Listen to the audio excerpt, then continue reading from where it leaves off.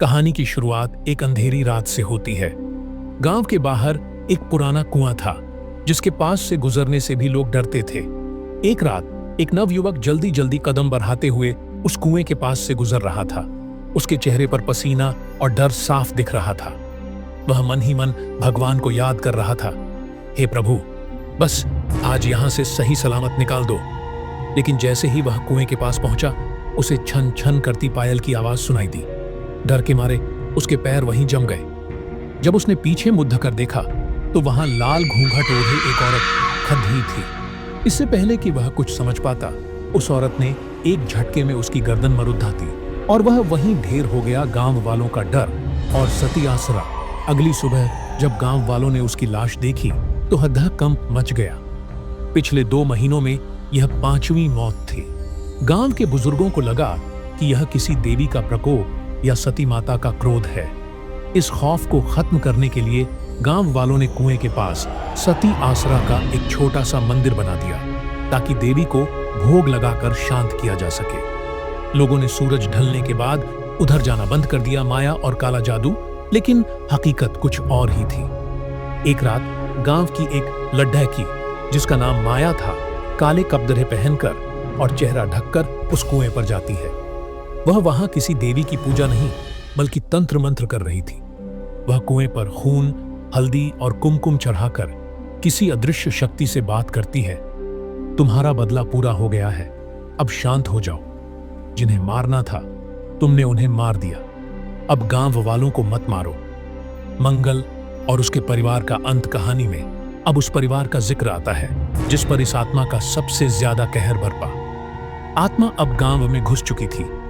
एक रात मंगल नाम के आदमी के घर का दरवाजा खटखटाया गया। रात के 3 बज रहे थे। मंगल ने नींद में दरवाजा खोला तो सामने वही लाल घूंघट वाली औरत खड़ी थी। जैसे ही हवा से उसका घूंघट हटा, मंगल की चीख निकल गई। उसका चेहरा गला हुआ था और आंखें सफेद थीं।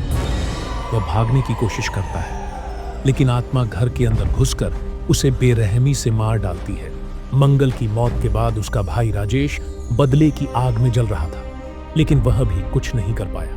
राजेश की मौत के बाद उनकी बूढ़ी मां भी अगली सुबह आंगन में मृत पाई गई।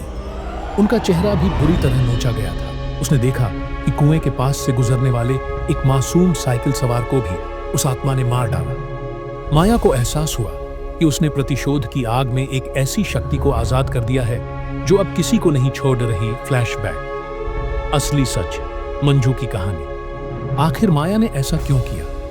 कहानी 4 महीने पीछे जाती है। माया की एक बहन थी, मंजू। मंजू की शादी के कुछ समय बाद ही उसके पति की मौत हो गई थी। वह विधवा होकर अपने ससुराल में रह रही थी, लेकिन उसके जेठ और देवर मंगल और राजेश की नीयत खराब हो गई। एक दिन उन्होंने मंजू को घर में अकेला पाकर उस पर हमला कर दिया और उसकी इज्जत लूटने की कोशिश की। अपनी आबरू बचाने के लिए मंजू वहां से भागी और गांव के उसी कुएं में कूदकर अपनी जान दे दी। उन दोनों भाइयों ने उसे बचाने के बजाय मरने दिया ताकि उनका राज्य दफन हो जाए। माया को यह सच पता था। कानून या पंचायत से इंसाफ की उम्मीद न देखकर उसने अपनी बहन की मौत का बदला लेने के लिए तंत्र विद्या का सहारा लिया। उसने श्मशान जैसी पूजा करके अपनी बहन मंजू की आत्मा को जागृत किया था ताकि वह उन पापियों को सजा दे सके। खौफनाक अंत वर्तमान में माया फिर से कुएं पर जाती है और यज्ञ करती है।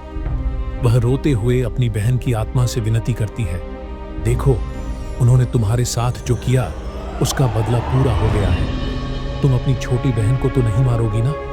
शांत हो जाओ। तभी तेज हवाएं चलने लगती हैं। लाल घूंघट वाली आत्मा माया के सामने प्रकट होती है। माया उसे समझाने की कोशिश करती है, लेकिन आत्मा अब प्रतिशोध की आग में इतनी अंधी हो चुकी थी कि उसे कोई रिश्ता याद नहीं रहा। कहा जाता है, मरने के बाद आत्मा किसी की सगी नहीं होती। मंजू की आत्मा ने अपनी ही बहन माया की गर्दन पकड़ दी और उसे भी मौत के घाट उतार दिया। निष्कर्ष, माया की मौत के बाद वह कुआं और वह गांव पूरी तरह शापित हो गया। डर के मारे बाकी बचे गांव वाले अपना घर बार छोड़कर दूसरी जगह चले गए। गांव वीरान हो गया, लेकिन कहते हैं कि आज भी उस लाल घूंघट वाली आत्मा का साया उस गांव में भटकता है और जो भी वहां जाता है वह वापस नहीं आता।